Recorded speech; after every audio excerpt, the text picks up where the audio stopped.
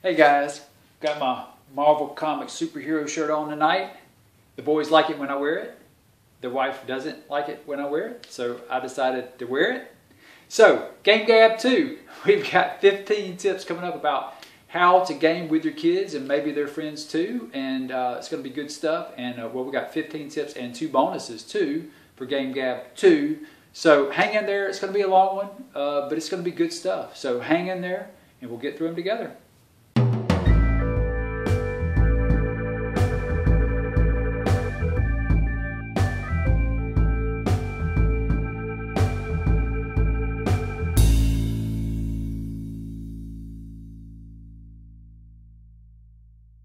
Okay, GM tips, aka parent tips, right? For gaming with kids, with your children in particular. Number 1, start small. Start with 1 or 2 players, your kids or your oldest kids. If you have like 5 kids, start with maybe 2 of the oldest of the 5, and then work your way all the way down to, you know, the 8-year-old or whatever. As you game and you gain more experience gaming with children, you'll start seeing how it's radically different from gaming with adults, of course. But you'll start to see all sorts of little details about how things have to be manipulated and done differently, and you'll get a feel for it. And as you get a feel for it and you get more experience doing it, you'll get better at it, like anything else. And then you can add on kids. So you might start off with your 2 oldest and end up with all 5 of your kids or whatever, and then 2 or 3 of their friends and so forth. And you might end up with like 10 kids. God help you if you do. Okay, number 2, veterans help noobs. Now this goes along with number 1. You want your kids, or the oldest, or the ones that have been along for the ride since day 1, you want them to help the new kids on the block. So if you have a 16-year-old and a 13-year-old like I do, and they have a friend that's like 11 or 12 or whatever, and they're new to the game, they're going to help them. So it's not all on you, because you already have your hands full, trust me. So have the veteran kids help the newbies. Number 3, set boundaries early and enforce them often. Number 1, no cursing. Yep, we don't allow cursing. You know, this is gaming with children, so typically don't like cursing anyway. But you know, language, gore. The 13-year-old, some of the younger kids. Well, I guess boys in particular.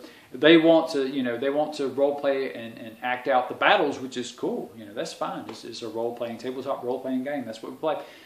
But sometimes they get a little too involved, a little carried away, and before you know it, they're talking about, oh, is, you know, blood, and you don't we don't need to go there. So no swearing, gore, no bullying. That's another one. That's you know, you might have some kids who just want to be the leader, and they're bound and determined to be the leader. And, you know, if that's cool with all the other kids, then that's cool, you know. But if it's not, and there's kind of, you know, some of the kids are like, well, I really want to do this. And they're like, no, we're not, you know when you see a bully, nip it in the bud. Number 4, support interaction. That means interaction between you and the players and between the players. So this is all about friendship, relationship, spending time with each other, right? So it'll be a good thing if you kind of encourage that amongst the kids, whether it be your kids and their friends or what have you, and also obviously between you, the adult, and the kids. So yeah, it's all about spending time together. So interaction, pretty important, right? Number 5, be sure to ask questions to better understand their comprehension and keep them involved, keep their attention, okay?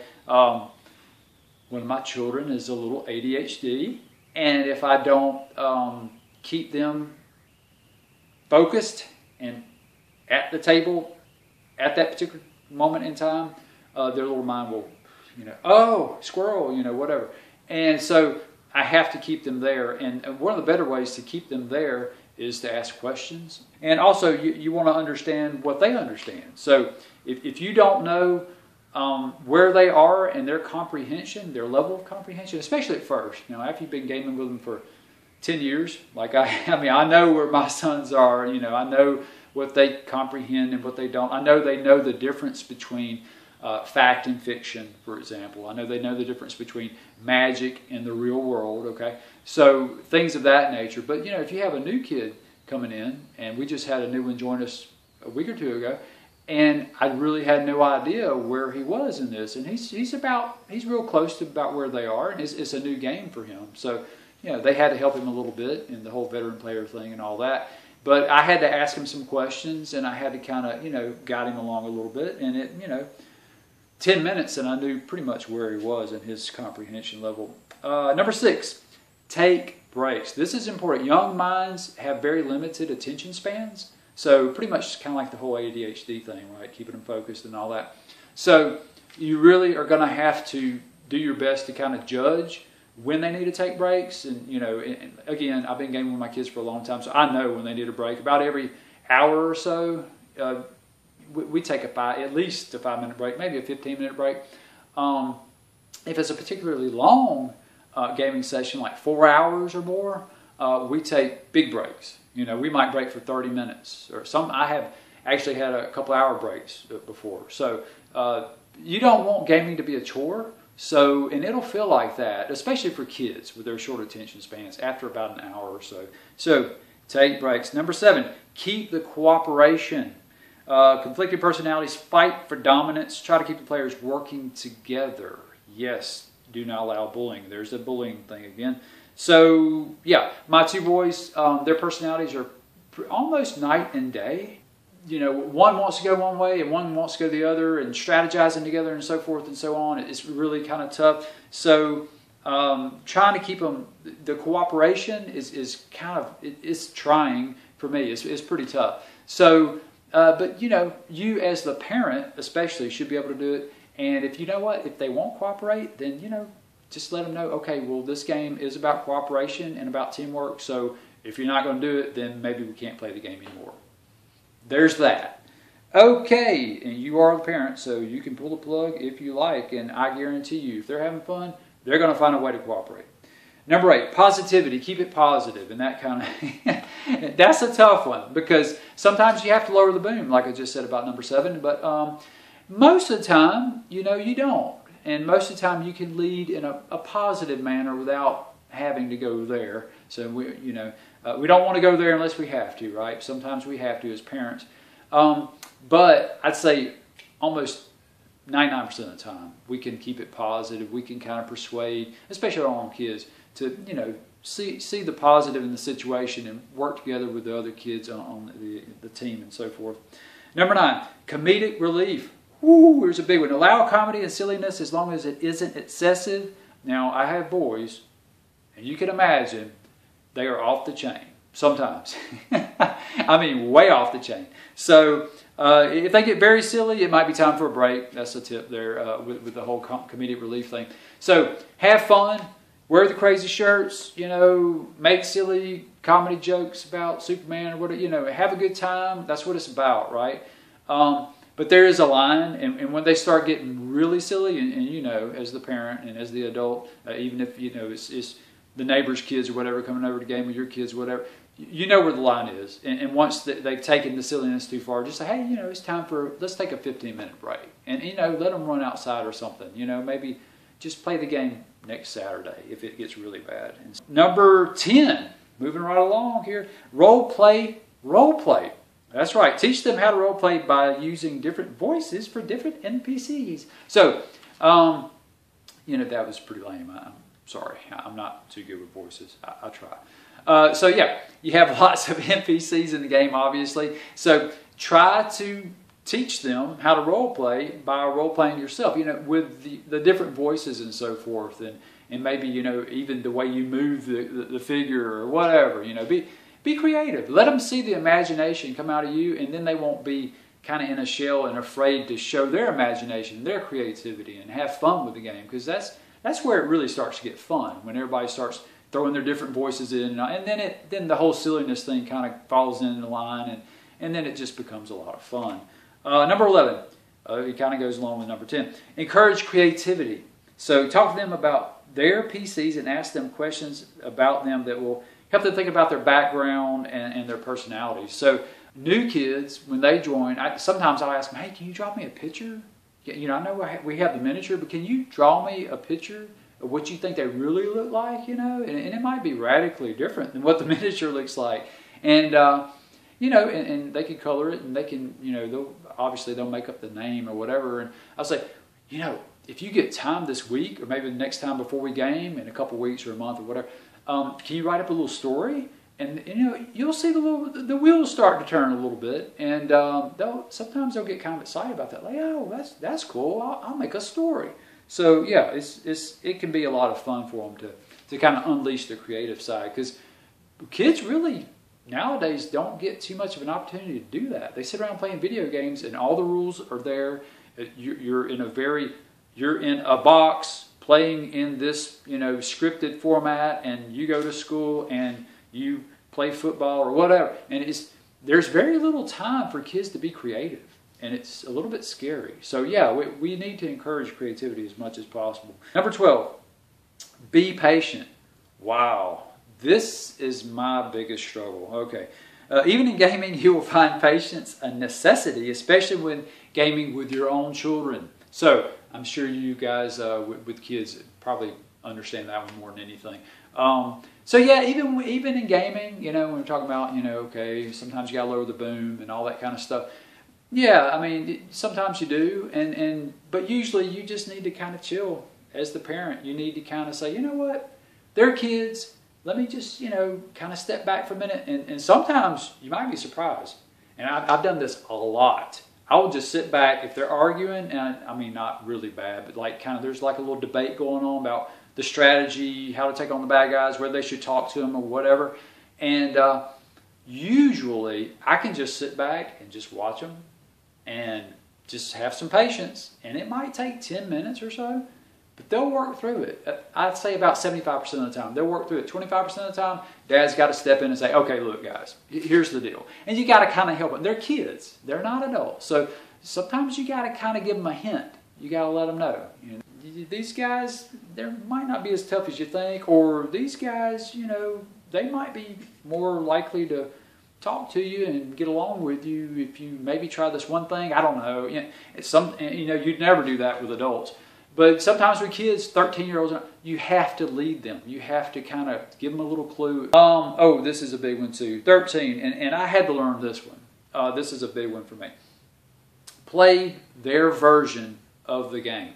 But I enjoy games where you have to get a book, or you have to at least read 10 pages of rules, or whatever. It's just, and I know that sounds really goofy, but I like having a lot to work with for strategy and so forth and so on. I like for a game to be deep. A great game allows you to be creative with it. A great game allows role play and allows the players and GM, if it allows for one, to have not only use their brains together as a team, but also allows for a lot of imagination amongst all the people at the table. So when you're 10, you don't even know about games like that. Your mind probably can't even totally comprehend games like that. So you got to start where they are.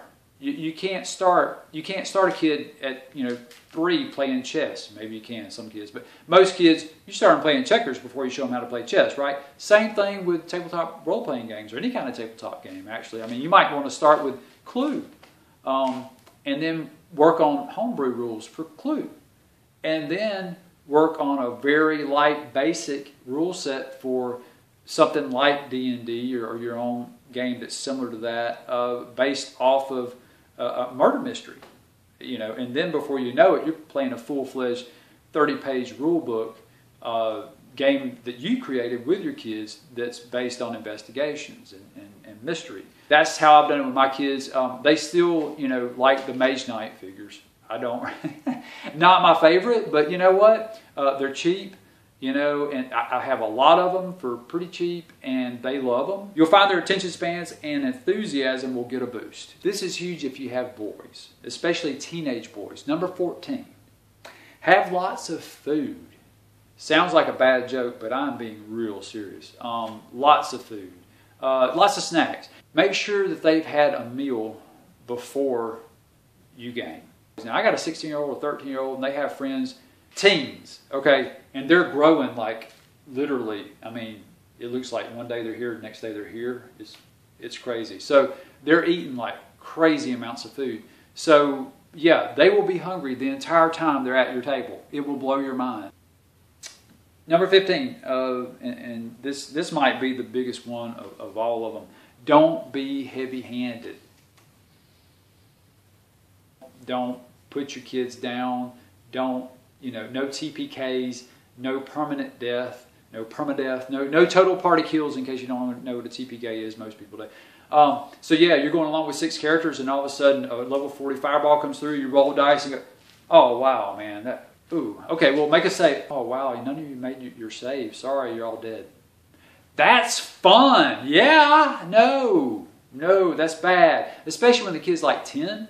Okay, I've been gaming my kids, again, I've said it a million times, almost about a decade. That's never happened. Never, ever have I had one of my kids' characters die permanently, which in our rule set they actually are knocked unconscious. But there's never been a TPK. And they all cannot be knocked unconscious at the same time. Because I will do my best to make sure that doesn't happen. If it does happen, and I can't fudge a dice roll or make up something real quick and save them or whatever, there will be a plan B. Because I'm not going to have my kids sit there and yeah, even a 16-year-old. Now, they might not cry or they might not feel terrible about it or what, but they will be upset about it. I mean, it won't be like somebody in the real world died, right? But I mean, they know better than that. But if the kid is real little, it will be like you killed their pet. Okay? I mean, seriously, I've seen some of these kids, like, they get very emotionally involved, with the game. They really care about the character. They've spent a lot of time. If you're looking at a 10-year-old who spent 3 years gaming with the same character and he's dead, he just died, he fell off a cliff, sorry, trying to teach him some sort of lesson or something. Even if you have what you think is a better plan, no, bad idea. Don't do that to a child, okay? They will have a meltdown, especially if they're younger than 12. Older than that, sure, they might be able to handle it, they might be able to take it, but it's not healthy, it's not good. And there's no reason for it. Why would you allow that? And you don't want the kid to walk away from the game feeling like, I hate this game. This game is the worst game ever. I spent 3 years playing this character, now he's dead.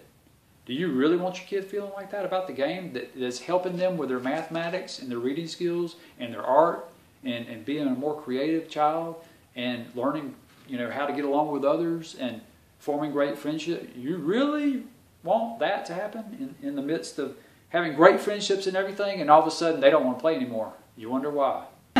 Don't forget fun. Maybe I should make these videos a little more fun.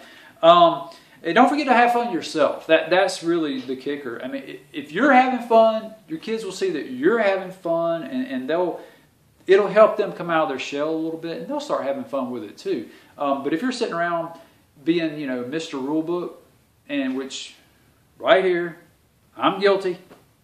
I have to kind of chill sometimes with that. Like, okay, just keep things rolling. Keep it fun. Keep it creative. Keep the role play happening. Keep the silly voices happening. Try to make things possible within the game that the kids would not think would ever be possible.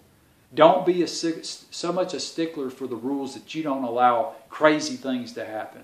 Because any crazy fun things, that's the tricky part. Make sure fun's in the mix. Keep it lively. Keep it versatile. Keep it entertaining. Okay. And the more your kids see you laughing and cutting up with them, the more fun they'll have too. The last bonus, set aside time to game with the kids. Okay, so time. Make time for the game. Make time for this event to happen with your kids and their friends if they're involved. At least once a month. Just say, okay, the first Friday night of every month is game night. And make it a priority. We set aside so much time for our children to be involved in, a million different things nowadays. Our kids are too involved in stuff typically. They don't have time they don't have time for downtime, right? So make this part of their downtime. And, it'd be good if they have other types of downtime too, but this is a good start, especially since they're spending this time with you and having lots of fun. So, and hopefully other members of the family will get involved too, like mom. And hopefully their friends will get involved too. And before you know it, you've got your kids can't wait for Friday night. you know, the first Friday of the month, and then their friends are wanting to come over, and yeah, you know, sometimes it might get kind of crazy, but you know, they're your kids. They're worth it. They're worth dealing with the craziness. All right? If you got anything out of this, please give us a thumbs up, and if you haven't already, please subscribe. Thanks, guys. Space issues? You don't want it up in your face because you want some space. Sound like you got space issues. Okay. All right. Especially with the video camera up in my face. Okay. Hold on, wait. Okay. What do you think about my Marvel superhero T-shirt, man? Think it's cool? Pretty cool. Pretty cool? Yeah, pretty now, cool. what do you really think about it? Be honest. Well, you know, you're making me give a thumbs up.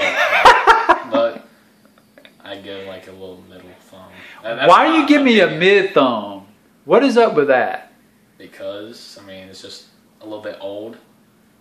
Well, I'm a little wrinkly. bit...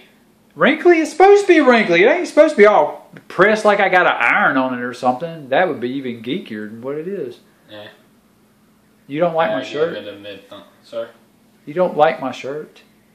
Seriously? I didn't say that. I gave it a mid thumb. Well, it's better than a typical button-up shirt, isn't it?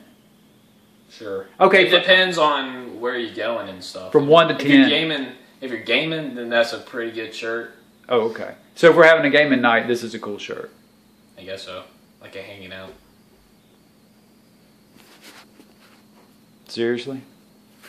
This is the kind of respect I get from my kids. Seriously. Bye. You're fired. Bye, you're fired. Okay, Gabe, so how do you like my shirt? My Marvel superhero shirt? It'd be better if it was DC. Okay, seriously? No, I'm joking. I mean, I bragged to like 5 billion people. Okay, 5 people. I only have 5 people that watch my videos. But I bragged to 5 people that you like this shirt. So you like DC I do better? like that shirt. You do like it? I like it because Spider-Man's on it. Spider-Man's cool. I like Captain America and Iron Man and Thor and Hulk. I guess Hulk kind of looks like he's going the like Wolverine. Wolverine's awesome. Hello. Okay, now seriously, thumbs up or thumbs down? 2 thumbs up. 2 thumbs up. All right. So on a scale from 0 to 10, you give it a probably 8 or 9. 8 or a 9. That's really good. So I got cool points. Oh yeah. All right. Cool See, points. I told you. All right. See? All right. Shut up, Ian. Thank you. You're not fired. Ian was fired.